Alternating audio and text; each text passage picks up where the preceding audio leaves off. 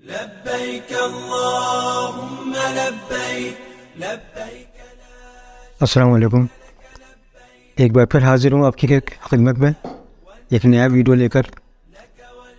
आज का मैं वीडियो शुरू करूँ इससे पहले कुछ लोगों ने मुझसे सवाल किए कि लगेज के बारे में एक बार और डिटेल में बता दूँ, तो मैं पहले उसके बारे में डिटेल बता देता हूँ कि लगेज का मतलब ये है कि 2 सूटकेस एक हाजी के और उसके साथ एक हैंड बैग होगा। सूटकेस का जो वज़न है वो 20 किलो रहेगा एक सूटकेस का, और हैंड बैग का जो वज़न है वो 7 किलो रहेगा। कुछ ऑब्जेक्शनेबल आइटम है जो आपको नहीं ले जाने हैं, जैसे लाइटर, माचिस, गुटखा, पान, तंबाकू, सिगरेट, बीड़ी, तेल, रिफाइंड, खशखश, कोई हथियार, ये सब चीज़ें ममनू है बिल्कुल, तो इससे अवॉइड कीजिएगा, कोई ऐसी चीज़ न ले जाएं। दूसरी बात यह है कि पावर बैंक अपने हैंड बैग में रखें, ना कि लगेज में रखें। हैंड बैग में अलाउ है, लगेज में अलाउ नहीं है। अब सामान के ऊपर आप अपने स्टिकर लगा लें, उसको पेस्ट कर लें, कंप्यूटर से निकलवा लें, या जो मार्कर मैंने बताया था उससे भी लिख सकते हैं आप। उसमें क्या क्या लिखना है वो आपको मैं बता देता हूँ। सबसे ऊपर लिखें कवर नंबर। कवर नंबर आपने देखा होगा, आपका कवर नंबर कुछ इस तरीके से होगा कि UPF 3031-2-0। तो UPF हो गया आपका स्टेट का कोड, 3031 हो गया आपका क़ुरान का नंबर, 2 हो गया कि उस कवर नंबर में कितने हाजी हैं, 0 का मतलब हो गया कि उस कवर नंबर में कोई बच्चा है या नहीं है। उसके बाद आप अपना नाम लिखें, देन पासपोर्ट नंबर, उसके बाद आउटवर्ड जर्नी यानी आपकी फ़्लाइट किस दिन जा रही है, फ़्लाइट का नंबर, क्योंकि आपकी सऊदी एयरलाइंस है इसलिए उसका कोड होगा SV, नंबर कुछ इस तरीके से होगा 5035। उसके आगे लिखें डेट, जाने की डेट, फिर लिखें इनवर्स जर्नी, आपकी फ़्लाइट किस दिन आनी है, उसका नंबर क्या है, इंडिया के 2 मोबाइल नंबर, एक अपना नंबर लीजिए और एक अपने घर वाले का किसी का नंबर लिखिए। ये सूटकेस के नीचे भी पेस्ट कर लें और ऊपर भी पेस्ट कर लें, और हैंड बैग पर भी पेस्ट कर लें। अगर पेस्ट नहीं हो रहा है तो उसको टैग करना है उसमें। एक और ज़रूरी बात बताऊँ मैं, हम लोग अपना लगेज पैक करते हैं तो जल्दबाजी कर जाते हैं, ये याद नहीं रहता कौन सा सामान किस में रखा है।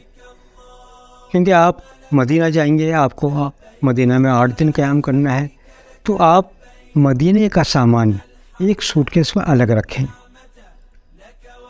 क्योंकि आपने सूटकेस को डोरी से बांध लिया है, उसको खुलने में टाइम लगेगा। इसलिए मदीने का सूटकेस अलग बनाएं, उसमें 2 जोड़ी कपड़े, एहराम इसलिए क्योंकि आपको मदीना से मक्का जाना है तो एहराम की ज़रूरत पड़ेगी, चाय का सामान, कुछ ज़रूरत की 8 दिन की चीज़ें, कुछ खाने की चीज़ें, ड्राई फ्रूट्स, मिक्सचर्स, बिस्किट्स वगैरह।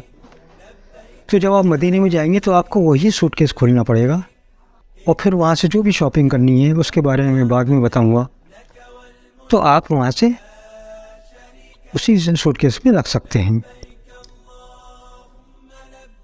अब मैं आपको बताता हूँ कि हज मिशन के जो ऑफिस है वहाँ पर उनका क्या रोल होता है। देखिए, पहले जो लोग डिपुटेशन पर जाते हैं वो तरह तरह के ऑफ़िस होते हैं, अलग अलग किस्म के ऑफ़िस होते हैं। वो एक ऑफ़िस होता है, उसमें इंडियन हज मिशन ब्रांच ऑफ़िस, उसके नंबर होते हैं 1 से लेकर 15 तक हो सकते हैं। उसका काम होता है कि 10 या 12 बिल्डिंग जो अज़ीज़िया में होती हैं उसमें जो भी हाजी हैं वो उनसे रब्ता कर सकते हैं, अपनी प्रॉब्लम उनको बता सकते हैं। वो तमाम ऑफ़िस जितने भी हैं इंडियन हज मिशन के ऑफ़िस, वो 24 घंटे रन करते हैं। वहाँ हर कोई आपको 24 घंटे मिलेगा, रात दिन का कोई फ़र्क नहीं है वहाँ पर।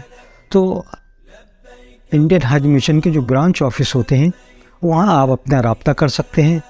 किसी भी तरह की परेशानी है, सामान नहीं मिल रहा, आपको अकामा नहीं मिला, आपकी कुर्बानी का कूपन नहीं मिला, या और भी कोई डिटेल मालूम करनी है तो आप उन लोगों से मालूम कर सकते हैं। दूसरा ऑफिस होता है लगेज मिसप्लेस। जिन लोगों का सामान खो जाता है तो उसके लिए एक अलग ऑफिस होता है, वो लगेज मिसप्लेस्ड कहलाता है, वहाँ भी लोग मिलते हैं। तीसरा ऑफिस होता है ट्रांसपोर्टेशन। आपकी बसेस का इंतज़ाम करना, आपको अगर ज़रूरत है एम्बुलेंस का इंतज़ाम करना या और कोई चीज़, तो ये वो वाला ऑफिस देखता है। तीसरा ऑफिस होता है जनरल वेलफेयर। इसमें आपके जितने भी रिलेटेड इश्यूज़ होते हैं वो देखे जाते हैं। आपका अगर पैसा गिर गए हैं या पैसे खो गए हैं तो आप कांटेक्ट कर सकते हैं वहाँ पर। वो फॉर्म भरेंगे, आप अपना फॉर्म भर के उनको सबमिट करेंगे, उसके बाद वो सब कार्रवाई होती है। इसी तरीके से हमारे यहाँ से डॉक्टर्स भी जाते हैं, पैरामेडिकल स्टाफ भी जाता है, टेक्नीशियन भी जाते हैं। तो जहाँ ब्रांच ऑफिस होंगे वहीं उसी बिल्डिंग में डिस्पेंसरी भी होगी, और वो डिस्पेंसरी 24 घंटे रन करती हैं। वहाँ स्टाफ 24 घंटे मिलेगा। अगर आपको कोई मामूली बीमारी है या आपको कोई तकलीफ़ है तो आप अपने ब्रांच ऑफिस जाएं। एक कमरे में ब्रांच ऑफिस होगा और दूसरे में डिस्पेंसरी होगी, तो आप वहाँ दिखा सकते हैं। अगर उनके जो वहाँ डॉक्टर हैं उनको लगेगा कि आप थोड़ा सा ज़्यादा बीमार हैं तो वहाँ दूसरी जगह पे मदद अजीज़ अमीदी किसी दूसरी बिल्डिंग में एक 10 बेड हॉस्पिटल बनाते हैं। वो जो कम बीमार लोग होते हैं उनको 1 या 2 दिन एडमिट करना है तो 10 बेड हॉस्पिटल होता है। अगर ज़्यादा दिन में एडमिट करना है तो उसके लिए 30 बेड हॉस्पिटल होता है वहाँ पर।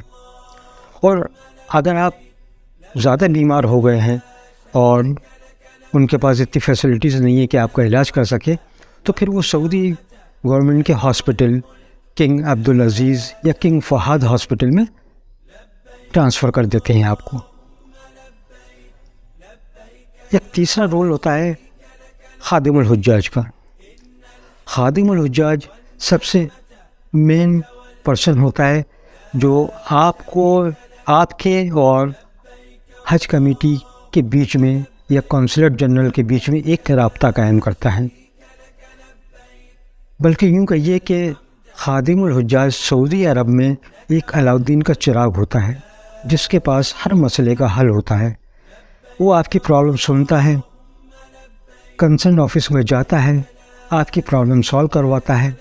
बिल्डिंग से रिलेटेड जितने भी इशू होते हैं वो खादिमुल हुज्जाज जी पूरे करवाता है। आपके किसी चीज़ के बारे में क्वेरी करनी है आपको, या कोई चीज़ मालूम करनी है, या किसी अरकान के बारे में मालूम करना है तो वो खादिमुल हुज्जाज ही आपको बताएगा। और सिर्फ खादिमुल हुज्जाज को ही वहाँ इजाज़त होती है कि वो आपको ख़िताब कर सके, तकरीर कर सके। अदरवाइज़ इस चीज़ का ध्यान रखिएगा कि आप किसी भी मजमे को, किसी भी हाजी को, जहाँ 20-25 हाजी अगर इकट्ठे हों तो आप ख़िताब नहीं करेंगे, वो वहाँ पे ममनू है। सिर्फ खादिमुल हुज्जाज को ही इजाज़त होती है क्योंकि वो हज के अरकाम, हज के अय्याम शुरू होने से पहले आपको गाइड भी करेगा। तो खादिमुल हुज्जाज जो है वो सबसे मेन रोल अदा करता है। आपके बिल्डिंग का भी ये खादिमुल हुज्जाज होगा, उसका नंबर आप अपने पास रखिएगा, कभी भी ज़रूरत पड़ सकती है। खादिमुल हुज्जाज की पूरी डिटेल जो आपकी बिल्डिंग के रिसेप्शन पे जो नोटिस बोर्ड होगा उस पर उसकी डिटेल मिलेगी। उसका मोबाइल नंबर, उसका रूम नंबर, उसका बिल्डिंग नंबर, उसका व्हाट्सअप नंबर सब मिलेगा आपको। अब मैं आपको बताता हूँ कि जब आप तीसरी इंस्टॉलमेंट जमा कर देंगे उसके बाद आप हज कमेटी की साइट पे सर्च करिएगा, आपका प्रोविज़न सिलेक्शन का एक सर्टिफिकेट आएगा, कवर नंबर से वो निकलेगा, उसको प्रिंट आउट निकालिएगा। उसमें आपकी पूरी डिटेल होगी कि आपको रिपोर्टिंग किस दिन करनी है और पासपोर्ट और टिकट किस दिन लेने हैं। देखिए, रिपोर्टिंग होती है 7 to 2 आवर्स पहले, और उसमें जो चीज़ें लेकर आपको जानी है वो कागज़ जो आपने डाउनलोड किया है हज कमेटी की साइट से, कवर नंबर का, जिसमें लिखा है कि आपको रिपोर्टिंग किस दिन करनी है, उसकी एक कॉपी निकालिएगा। जो आपके कोविड-19 के सर्टिफिकेट का, वैक्सीनेशन का सर्टिफिकेट है, उसकी एक कॉपी ले जाइएगा। और जितने भी आपने 3 इंस्टॉलमेंट में पैसे जमा किए हैं उनकी स्लिप लेकर जाइएगा।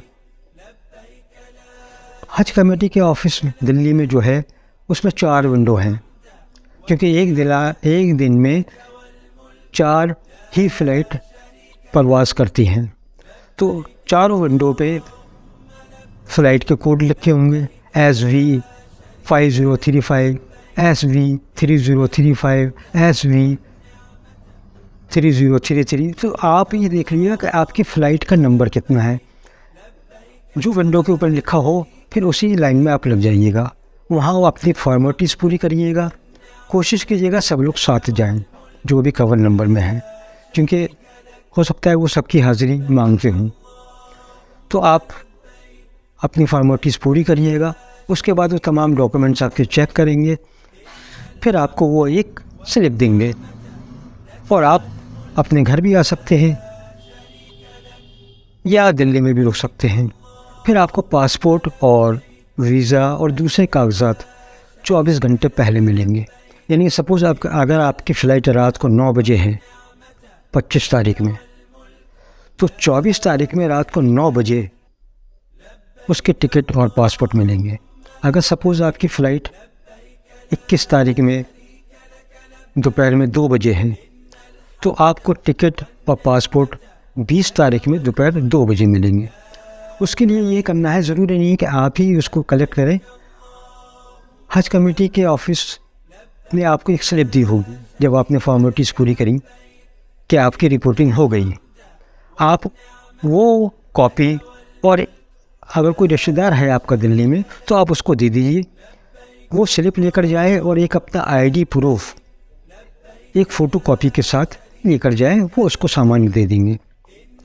अब वहाँ से जो आपको सामान मिलेगा उसमें आपका पासपोर्ट होगा, वीज़ा होगा, एक लोहे का कड़ा होगा, एक प्लास्टिक का कड़ा होगा, 7 दानों वाली तस्बीह होगी, कुछ किताबें होंगी, 2 आई कार्ड होंगे, 2 पेस्ट करने के लिए स्लिप होंगी। आई कार्ड 2 होंगे, एक तो आपको गले में डालना है और एक हैंड बैग में लगाना है। जो स्टिकर है जिसमें आपकी डिटेल होगी कि मक्का में आपकी बिल्डिंग नंबर कौन सी है, रूम नंबर कौन सा है, वो आप सूटकेस के हैंडल में या रस्सी में आप उसको लगा लीजिएगा। ये बहुत ज़रूरी चीज़ें हैं, छोटी छोटी चीज़ें जो मैं आपको बताता चल रहा हूँ। आपकी दुआओं का बड़ा शुक्रिया, आप बड़ा नवाज रहे हैं मुझको। आगे भी देखते रहिएगा। इंशाअल्लाह कल ज़िक्र करेंगे एयरपोर्ट का। ठीक है सर, अस्सलाम वालेकुम। लब्बैक ला शरीक लक लब्बैक इन्नल हम्द वन्निअमत लक वल मुल्क ला शरीक लक लब्बैक अल्लाहुम्मा लब्बैक लब्बैक ला शरीक लक लब्बैक इन्नल हम्द वन्निअमत लक वल मुल्क